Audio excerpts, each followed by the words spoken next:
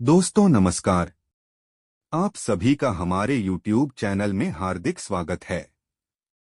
एक बार की बात है, सबल नाम का एक लड़का एक नगर में रहता था। वह अपने जीवन से बहुत निराश था। उनकी निराशा का कारण यह था कि वह अब तक अपने जीवन में कुछ भी नहीं कर रहा था। उसके माता पिता उसे ताने मारते थे कि आपके सभी मित्र कुछ ना कुछ कर रहे हैं, लेकिन आप अभी भी घर बैठे हैं। दोस्तों के बीच भी अक्सर उनका मजाक उड़ाया जाता था। वह कहीं जाता तो लोग उससे पूछते थे कि आप क्या कर रहे हैं। उसे यह बताने में भी शर्म आ रही थी कि वह कुछ नहीं कर रहा है।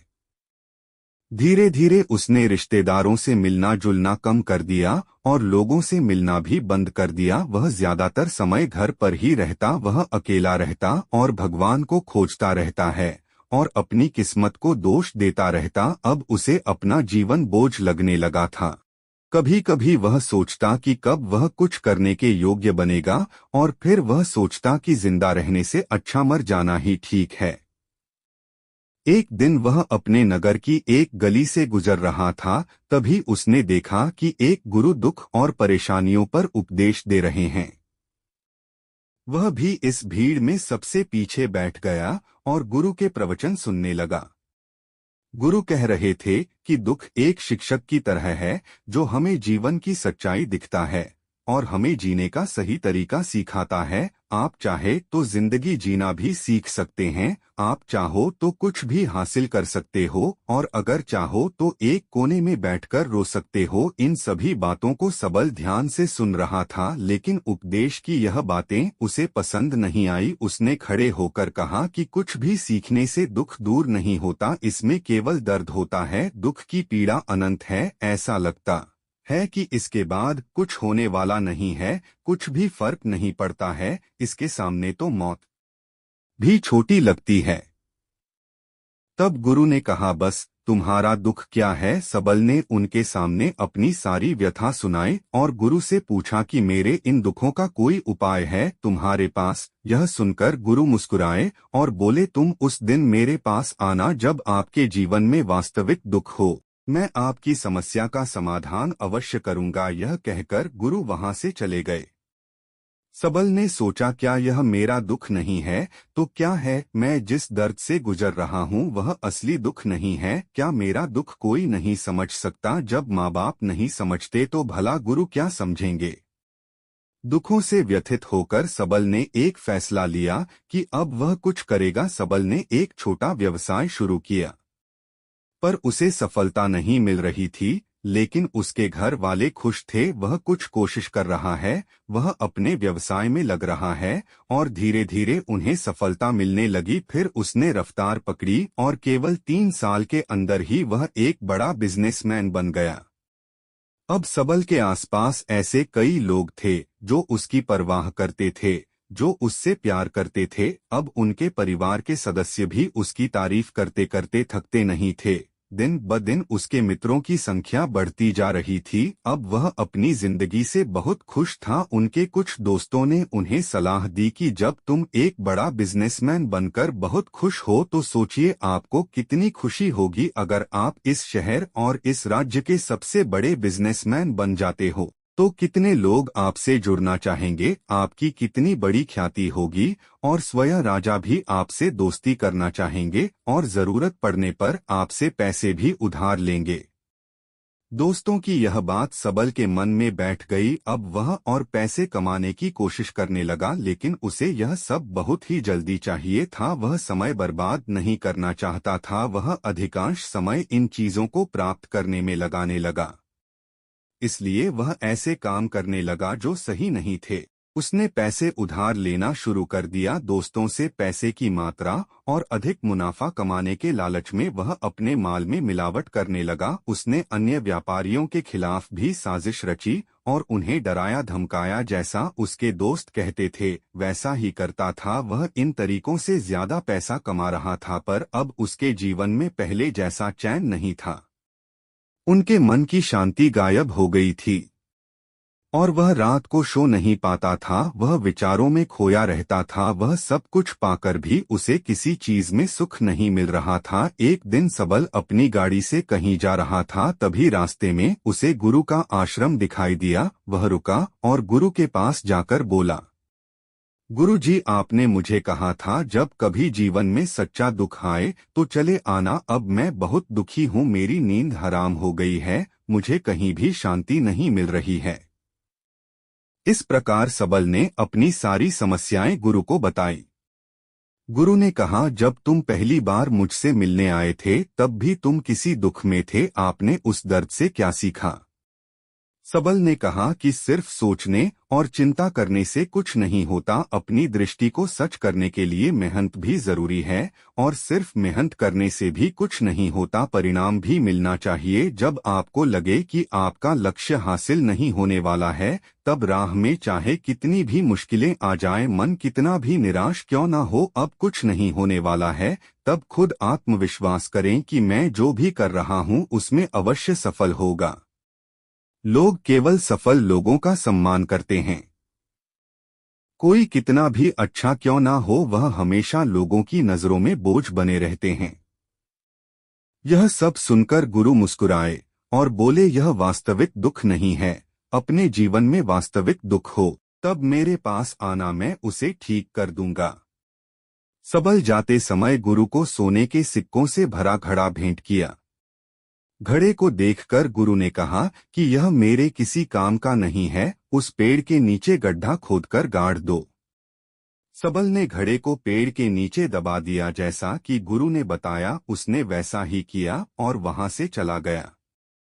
कुछ दिनों से कारोबार ठीक चल रहा था, लेकिन व्यापार के गलत तरीके के कारण धीरे धीरे उसे व्यापार में घाटा होने लगा। उसकी सारी दौलत धीरे धीरे खत्म होने लगी और एक दिन ऐसा भी आया जब उसके पास कुछ भी नहीं बचा और उस पर कर्ज का बोझ चढ़ गया था। परंतु वह निश्चित था, क्योंकि उसने अपना सारा कर्ज अपने दोस्तों से लिया था। उसने सोचा कि उसके दोस्त बुरे वक्त में उसके साथ खड़े रहेंगे, लेकिन ऐसा कुछ नहीं हुआ। जैसे ही बुरा वक्त आया, दोस्त पहले उससे कर्ज मांगने लगे। अगर उसने कर्ज नहीं लौटाया तो उन्होंने उसे जान से मारने की धमकी भी दी। उसके सभी शुभचिंतक और प्रशंसक उससे दूर हो गए। उसके दोस्त जो उसके साथ मस्ती किया करते थे, अब उससे दूर भाग रहे थे। उसका परिवार उसकी गलतियां और कमियां गिनने लगा। उसकी सारी संपत्ति नीलाम हो गई और उसके पास कुछ भी नहीं बचा। तब उसने अपने पिता से मदद मांगी, तो पिता ने कहा कि मेरे पास थोड़ी सी संपत्ति है, अगर मैं तुम्हें दे दूंगा तो मैं तुम्हारी माँ को क्या कहूँगा? यह संपत्ति हमारा अंतिम सहारा है। सबल के मन में गहरा दुख छा गया। उसके आसपास कोई नहीं था जो उसके दुख को समझ सके। लोगों के इस विश्वासघात के कारण वह अंदर से टूट चुका था। वह सोचने लगा कि अब जीने का कोई मतलब नहीं है, अब मौत ही मेरा सहारा है। वह आत्महत्या करने के लिए पहाड़ी पर जा रहा था, तब उसे याद आया कि उसे गुरु ने उससे कहा था, तब मेरे पास आना जब तुम्हारे जीवन में वास्तविक दुख हो। सबल गुरु के पास गया और अपनी सारी व्यथा सुनाई। आंखों में आंसू ले उसने कहा, हे गुरुदेव, मेरे दुख का निवारण कीजिए। तब गुरु ने कहा कि जब जीवन में असली दुख हो तब मेरे पास आना, मैं इसे जरूर ठीक करूंगा। सबल ने कहा कि यह क्या है, मेरी जिंदगी में दुख नहीं है, तो आखिर असली दुख क्या है? गुरु ने सबल से कहा कि पहले आप मुझे बताओ कि आपने अपने दुख से क्या सीखा। तब सबल ने कहा कि मैंने यह सीखा कि जो लोग हमारे जीवन में आते हैं वह हमारी सफलता और प्रगति के कारण आते हैं, और वे हमें धोखा जरूर देंगे, क्योंकि बुरे समय में वे हमारे साथ नहीं खड़े होंगे, अच्छे समय में ही हमारा फायदा उठाएंगे और बुरे समय में हमें छोड़ देंगे। उन लोगों पर ही भरोसा करें जो हमारे बुरे समय में हमारे साथ खड़े रहे। लेकिन ऐसे लोग बहुत कम होते हैं, लेकिन जिनके पास हैं उन्हें उनकी सराहना करनी चाहिए, उनका अपमान नहीं करना चाहिए, कभी भी किसी के खिलाफ साजिश नहीं रखनी चाहिए। अपना काम ईमानदारी और धैर्य से करें और कभी लालची ना बने। अपने सारे दुख दर्द और अनुभव बयां करने के बाद सबल गुरुजी के सामने आंखों में आंसू लिए बैठ गया। कुछ देर बाद गुरु उठे और पेड़ के नीचे गड्ढा खोदा और वह घड़ा निकाला जो सोने के सिक्कों से भरा हुआ था। उसने सबल को देखकर कहा, मेरे पास तब आना जब तुम्हारे जीवन में वास्तविक दुख हो। सबल ने अपने गुरु को धन्यवाद दिया और उसे प्रणाम करके चला गया। उन पैसों से उसने एक छोटा सा व्यवसाय शुरू किया। उसने पूरी लगन और ईमानदारी से कारोबार किया और जल्द ही वह अपने शहर का एक बड़ा व्यापारी बन गया। उसका जीवन सुख सुविधाओं से भरा हुआ था, लेकिन कोई कितना भी अच्छा क्यों ना हो, जीवन में दुख आता है। तो सबल के जीवन में भी दुख आया। उसके माता पिता की मृत्यु हो गई। वे दोनों एक ही दिन मर गए। सबल अपने माता पिता से बहुत प्यार करता था, इसलिए उनके निधन से उसे गहरा सदमा लगा। अंतिम संस्कार किया गया। उसने अपने माता पिता का शरीर जलते हुए देखा तो उसका मन बेचैन हो उठा। उसके मन में कई सवाल उठने लगे। वह घर वापस आ गया। उसने अपने माता पिता के घर और संपत्ति को देखा। इसके लिए उनके पिता हमेशा लड़ते रहे, आज वह खाली पड़ा है। जिन्होंने इसकी देखभाल की, इसके लिए लड़ने वाले इस दुनिया से चले गए। उसके पिता ने जो कुछ कमाए वह सब यहीं रह गया। एक दिन पहले तक उसके पिता मारपीट करते थे किसी के साथ उसकी संपत्ति के लिए, आज वह खुद इस दुनिया से चले गए। उसका मन ऐसे अनेक विचारों में भटक रहा था। वह अंदर से अकेला और डरा हुआ महसूस कर रहा था, खाली महसूस कर रहा था। उसे लगा कि कुछ तो है, परंतु वह समझ नहीं सका। इसलिए वह गुरु के पास गया और गुरु से कहा, जीवन में कोई दुख नहीं है, सब कुछ अच्छा चल रहा है, लेकिन आज मेरे माता पिता का देहांत हो गया है। मैं इस घटना से बेहद दुखी और परेशान हूँ। गुरु ने कहा, इसमें दुखी होने की क्या बात है, एक दिन सबको मरना है, मुझे भी मरना है, तुझे भी मरना है। शायद तुम कल ही मर जाओ या आज भी मर सकते हो। सबल ने कहा, ये क्या कह रहे हो गुरुजी, मैं भी मर जाऊंगा, लेकिन मैं अभी जवान हूँ। गुरु ने कहा, सभी जी रहे हैं इसी भ्रम में कि मृत्यु केवल बूढ़ों को आती है, लेकिन ऐसा नहीं है। जवान भी मर जाते हैं, बच्चे मर जाते हैं। मौत का उम्र से कोई लेना देना नहीं है, यह सभी को प्रभावित करती है। गुरु की यह बातें सबल के मन में बैठ गई और वह चुपचाप चला गया, लेकिन उसका मन अभी भी बेचैन था, खाली महसूस कर रहा था। वह सारा दिन अपने बारे में ही सोचता रहता कि वह कौन है, वह इस दुनिया में क्यों आया है, इस जीवन का लक्ष्य क्या है। ऐसे कई सवाल उसके दिमाग में लगातार उठ रहे थे, लेकिन उन्हें अपने किसी भी सवाल का जवाब नहीं मिल रहा था और उसका दुख दिन ब दिन बढ़ता ही जा रहा था। इसलिए कुछ दिन बाद वह फिर से गुरु के पास पहुंचा और बोला, है स्वामी, मैं बहुत दुखी हूँ, क्योंकि मैं यह नहीं जान पा रहा हूँ कि मैं कौन हूँ और मैं इस दुनिया में क्यों आया हूँ। यह सुनकर गुरु मुस्कुराए और बोले, आज आपके जीवन में पहली बार दुख उत्पन्न हुआ है। यह वास्तव में दुख कहलाने लायक है। हम नहीं जानते कि हम कौन हैं, हम क्यों आए हैं। सबल ने अपने गुरु से कहा कि उसकी दुर्दशा दूर करें। गुरु ने कहा कि हम सभी इंसान हैं, जीवन भर संग्रह करते रहते हैं। सबल ने कहा, कोई भी इंसान अपने साथ कुछ भी नहीं ले जा सकता, वह सिर्फ अकेला ही जाता है। मेरे माता पिता भी अपने साथ कुछ भी नहीं लेकर गए, धन संपत्ति वैभव सब कुछ यहाँ पर छोड़कर गए। गुरु ने कहा, अब मेरी बात ध्यान से सुनो। इस संसार में हमें जो संग्रह करना चाहिए वह हम नहीं करते, बल्कि चीज हमारे सामने होती है, लेकिन हम उन्हें देखने की कोशिश नहीं करते। हमें इस दुनिया में जो कुछ भी इकट्ठा करना है वह हम खुद हैं। हमें खुद को जुटाना होगा ताकि जब हम मरे तो हम एकजुट हो सके और खुद को पहचानने में सक्षम होने के लिए हम अंदर बैठे हुए हैं। हम प्यार, नफरत, गुस्सा, ईर्ष्या में बैठे हुए हैं। कुल, धन, स्थिति, प्रतिष्ठा, सम्मान, पहचान, धर्म आदि सैकड़ों हजारों ऐसी चीजों और इच्छाओं में हम विभाजित हैं और इसी में जीवन जी रहे हैं। इस विभाजन के कारण हमारी चेतना कभी एक नहीं हो सकती। हमारी चेतना व शक्ति बिखरी हुई है, इसलिए हमारे पास इतना समय नहीं है, इतनी ऊर्जा नहीं कि हम मुड़ सके और अपने भीतर देख सके।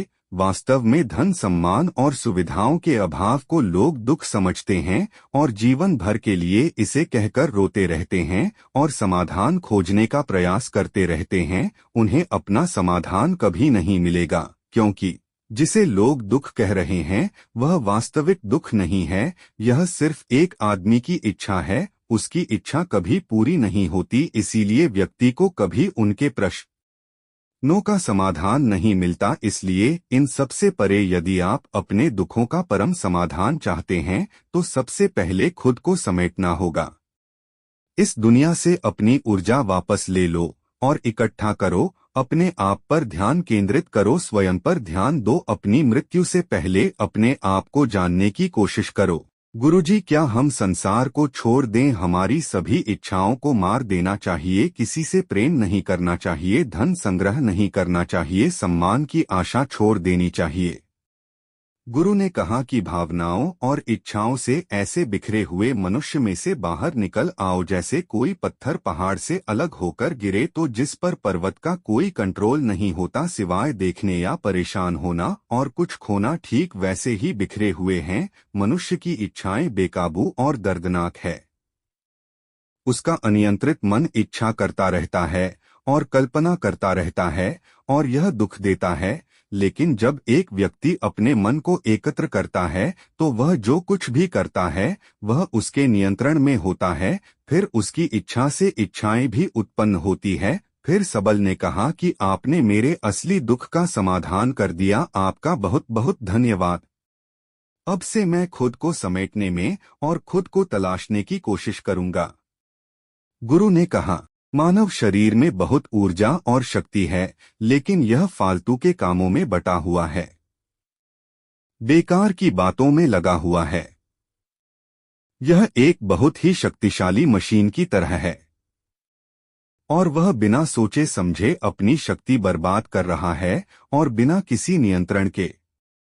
इसीलिए इस शक्ति पर ध्यान दो, अपनी चेतना को एक इकट्ठा करो।